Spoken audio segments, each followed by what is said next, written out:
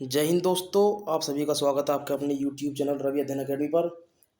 आज हम करेंगे ग्राम पंचायत अधिकारी के लिए पंचायती राज से संबंधित महत्वपूर्ण प्रश्न। तो चलिए करते हैं। देखिए, पहला प्रश्न है कि निम्नलिखित में से किसने स्थानीय स्वशासन को भारत में लागू किया था। तो देखिए, इसका सही आंसर है ऑप्शन बी, लॉर्ड रिपन ने।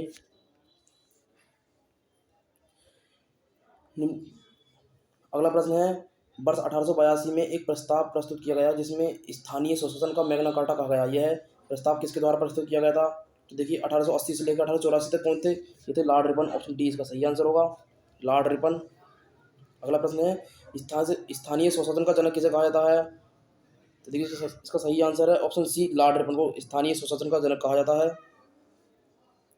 किस अधिनियम के तहत स्थानीय स्वशासन को हस्तांतरित विषय सूची में रखा गया था। तो देखिए, इसका सही आंसर ऑप्शन ए, 1919 के एक्ट के तहत। अगला प्रश्न है कि स्थानीय स्वशासन की सर्वोत्तम व्याख्या की जा सकती है कि यह एक प्रयोग है। तो इसका सही आंसर है ऑप्शन बी, इन लोकतांत्रिक विकेंद्रीकरण के लिए हेतु। अगला प्रश्न देखिए, अगला प्रश्न है कि सफलतापूर्वक कार्य हेतु पंचायती राज को पूरे सहयोग की जरूरत होती है। तो इसका सही आंसर है ऑप्शन ए, स्थानीय जनता की। भारत में पंचायती राज प्रतिनिधित्व करता है। देखिए, ये शक्ति का विकेंद्रीकरण, लोगों की हिस्सेदारी और सामुदायिक विकास, यानी इनमें से ये सभी। इसका सही आंसर हो गया ऑप्शन डी। अगला प्रश्न क्या है, देखिए, किसने यह विचार प्रतिपादित किया कि प्रत्येक गांव पंचायती राज का गणराज्य होता है। तो देखिए, इसका सही answer option D, Mahatma Gandhi ने प्रस्तुत किया था। महात्मा गांधी ने यह विचार प्रतिपादित किया था कि प्रत्येक गांव पंचायत का गणराज्य होगा। इसकी ग्राम विकास की अवधारणा में ग्राम पंचायत सबसे महत्वपूर्ण अंग है। चलते हैं अपने अगले प्रश्न पर। निम्नलिखित में से किसे लोकतंत्र की प्रथम पाठशाला माना जाता है। तो देखिए, इसका सही आंसर है ऑप्शन बी, स्थानीय स्वशासन को। अगला प्रश्न है कि शहरी स्थान विकेंद्रीकरण आयोग की स्थापना कब की गई थी। देखिए, इसका सही आंसर है ऑप्शन डी, 1907 में।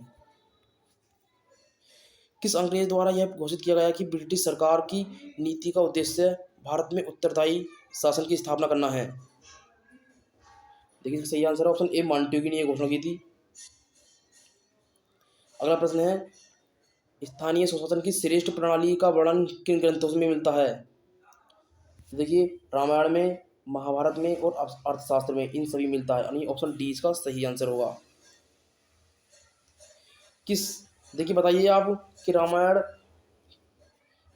की रचना वाल्मीकि ने की थी, महाभारत की वेद व्यास ने और अर्थशास्त्र की कौटिल्य चाणक्य ने। अगला प्रश्न है, किस अभिलेख से चोलकालीन स्थानीय स्वशासन की जानकारी मिलती है।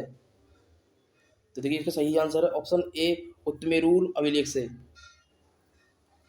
चोल अभिलेखों में कितने प्रकार की ग्राम सभाओं का उल्लेख किया गया है।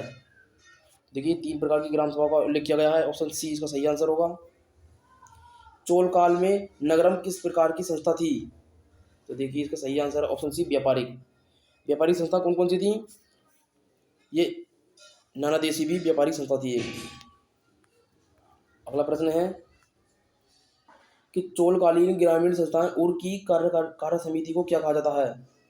तो इसका सही आंसर ऑप्शन सी, ए और बी, सी दोनों, यानी आलूगणम और गणम, ये दोनों कहा जाता था। अगला प्रश्न है, चोलकालीन ग्रामीण संस्था सभा महासभा का समिति को क्या कहा जाता है। तो देखिए, इसका सही आंसर है ऑप्शन ए, बारियम कहा जाता है इसे। अगला प्रश्न है, बारियम के सदस्यों को चुनने के लिए प्रत्येक गांव के कितने वार्डों में बांटा जाता था। तो इसका सही आंसर ऑप्शन सी, 30 वार्डों में। किस अधिनियम में पहली बार स्थानीय स्वायत्त शासन की स्थापना की मान्यता प्रदान की गई थी। तो इसका सही आंसर है 1793 में। ऑप्शन बी इसका सही आंसर होगा यहाँ। अगला प्रश्न, आधुनिक नगरपालिकाओं और पंचायती राज संस्थाओं का विकास किस काल में हुआ था। तो इसका सही आंसर ऑप्शन सी, ब्रिटिश काल में। विजयनगर साम्राज्य में गांव की सबसे बड़ी राजनीतिक इकाई क्या थी। तो इसका सही आंसर है ऑप्शन ए, नाडू। चलिए अगला प्रश्न है, मौर्य काल में नगर प्रशासन कौन होता था? इसका सही आंसर है ऑप्शन ए नागरक। अगला प्रश्न है मुंबई में नगर निगम की स्थापना कब की गई थी? तो इसका सही आंसर है 1726 में। देखिए ब्रिटिश ईस्ट इंडिया कंपनी द्वारा भारत में सर्वप्रथम 1687 में मद्रास में नगर निगम की स्थापना की गई थी, जिसे स्थानीय स्वशासन का प्रारंभ माना जाता है। स्थानीय सरकार का संबंध होता है, तो इसका सही आंसर है ऑप्शन इनमें से सभी। देखिए स्थानीय जनता से, स्थानीय विषयों से, स्थानीय समस्याओं से, यानी इसका आंसर ऑप्शन डी सही भी होगा। अगला प्रश्न है निम्नलिखित में से किस काल में स्थानीय संस्थाओं का महत्व कुछ कम हो गया था? तो देखिए ये राजपूत काल में सही कम हो गया था, ऑप्शन सी यहाँ सही होगा। मुगल काल में ग्राम्य प्रशासन के लिए 3 अधिकारी उत्तरदायी थे, निम्न में से कौन सा अधिकारी उन तीनों में से नहीं था? तो इसका सही आंसर है देखिए मुकद्दम भी था, चौधरी भी था, पटवारी भी था, लेकिन कोतवाल नहीं था, यानी यहाँ आंसर सही ऑप्शन डी हो जाएगा। चलिए अगला प्रश्न, वर्ष 1920 में निम्न कौन कौन से प्रांतों में पंचायतों की स्थापना के लिए कानून बनाए गए थे? तो इसका सही आंसर है देखिए संयुक्त प्रांत में भी, असम में भी और बंगाल में भी, यानी इनमें से सभी। अगला प्रश्न है वैदिक काल में ग्राम का प्रशासनिक अधिकारी था? तो इसका सही आंसर है ग्रामीणी। देखिए मौर्य शासन में ग्राम अधिकारी होता था, तो इसका सही आंसर है ऑप्शन डी ग्रामिक। बंगाल में अगला प्रश्न है बंगाल में पारंपरिक गांव पंचायती प्रणाली को शुरू कब हुई थी? तो इसका सही आंसर है ऑप्शन ए 1870 में। गुप्त काल में ग्राम गुप्त काल में ग्राम सभा को मध्य भारत में क्या कहा जाता था?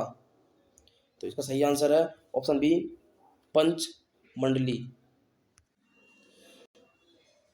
देखिए अगला प्रश्न है चोल साम्राज्य में ग्राम सभा का क्या कारण नहीं था? तो देखिए यह भूमि का व्यवस्था संग्रह करती थी, ये भी सही है। मंदिरों के रखरखाव तथा उनकी आय का प्रबंधन करना, ये भी सही है। ग्राम भूमि का संरक्षण करना, ये गलत था, यानी ऑप्शन सी इसका सही आंसर होगा। चलिए अगला प्रश्न, बारियम जिसे क्या कहते हैं स्थानीय प्रशासन व्यवस्था समिति देखिए कट गया ये थोड़ा सा, में विद्वान सदस्यों की संख्या कितनी थी? तो इसका सही आंसर है ऑप्शन ए 12। अगला प्रश्न, अगला प्रश्न है पंचायतों में 50% महिलाओं को आरक्षण किन राज्यों में लागू नहीं है? तो देखिए ये आंध्र प्रदेश, झारखंड और कर्नाटक में है, लेकिन ये गोवा में नहीं है, यानी इसका सही आंसर होगा ऑप्शन डी। अगला प्रश्न, निम्न कौन सी समिति पंचायती राज व्यवस्था से संबंधित नहीं थी? ये नहीं है। देखिए संथान समिति ही बिल्कुल नहीं थी। अशोक मेहता समिति जो 1977 में आई थी, एलएम सिंह भी 1986 में आई थी, ये भी थी, और जीवी गिरोह ये भी थी, लेकिन संथान समिति नहीं थी। देखिए संथान समिति ने तो लोकपाल के पद की सृजन करने की संस्तुति दी थी, सिफारिश की थी ना ये। अगला प्रश्न, निम्न में से कौन सी संस्था पंचायती राज से संबंधित नहीं है? तो देखिए ग्राम सभा भी है, ग्राम पंचायत भी है, न्याय पंचायत भी है, लेकिन सरकारी समिति नहीं है, यानी इसका सही आंसर होगा ऑप्शन सी। अगला प्रश्न, विकेंद्रीकरण प्रणाली की सिफारिश किसने की थी? तो देखिए इसका सही आंसर है ऑप्शन सी बलवंत राय मेहता समिति। देखिए बलवंत राय मेहता समिति 1957 में आई थी। अगला प्रश्न है 11वीं अनुसूची में दर्ज विषय नहीं है, तो इसका सही आंसर है ऑप्शन डी अग्निशामक नहीं थी। देखिए पेयजल भी था, पुस्तकालय भी थी और परिवार कल्याण भी, यानी कि अग्निशामक नहीं थी, तो इसका सही आंसर होगा ऑप्शन डी अग्निशामक सेवाएं। अगला प्रश्न है अल्पसंख्यकों के लिए पंचायतों में आरक्षण का प्रावधान किस राज्य में स्थित है? बताइए इसका आंसर। तो देखिए इसका सही आंसर है ऑप्शन ए आंध्र प्रदेश में। चलिए नेक्स्ट क्वेश्चन, अगला प्रश्न है सामुदायिक विकास कार्यक्रम की शुरुआत कब हुई थी? तो देखिए इसका सही आंसर है ऑप्शन सी 2 अक्टूबर 1952 को। अगला प्रश्न है इटावा परियोजना का संबंध किससे है? तो देखिए इसका सही आंसर है ऑप्शन ए ग्रामीण विकास से। इटावा परियोजना की शुरुआत कब हुई थी? तो देखिए इटावा परियोजना की शुरुआत 1948 को हुई थी, यानी ऑप्शन डी यहाँ पर सही होगा। सामुदायिक विकास कार्यक्रम को सर्वप्रथम कितने विकास खंडों में लागू किया गया था? तो देखिए इसका सही आंसर ऑप्शन बी 55 खंडों में। अगला प्रश्न है कि सामुदायिक विकास कार्यक्रम को सफल बनाने के लिए भारत ने किस देश के साथ समझौता किया था? तो इसका सही आंसर है ऑप्शन बी अमेरिका के साथ। अगला प्रश्न है सामुदायिक विकास कार्यक्रम के अंतर्गत निम्न में से कौन सा विषय शामिल नहीं था? तो इसका सही आंसर है ऑप्शन डी डिजिटलीकरण। डिजिटलीकरण नहीं था, यानी कि शिक्षा भी था, स्वच्छता भी था और रोजगार भी था, यानी डिजिटलीकरण नहीं था।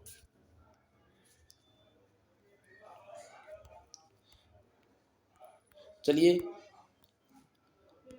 धन्यवाद।